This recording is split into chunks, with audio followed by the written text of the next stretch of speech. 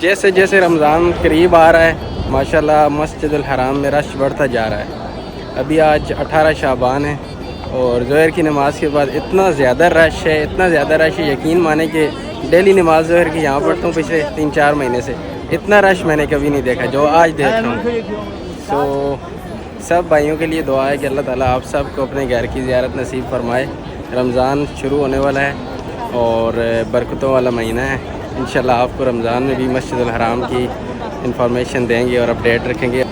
ابھی آپ بلیو کریں کہ تقریباً 20 سے 25 منٹ ہو گئے، اس سے بھی زیادہ ہو گئے، نماز ہوگی اور اسی طرح رش ماشاءاللہ لوگ باہر آ رہے ہیں اندر سے، بہت زیادہ رش ہے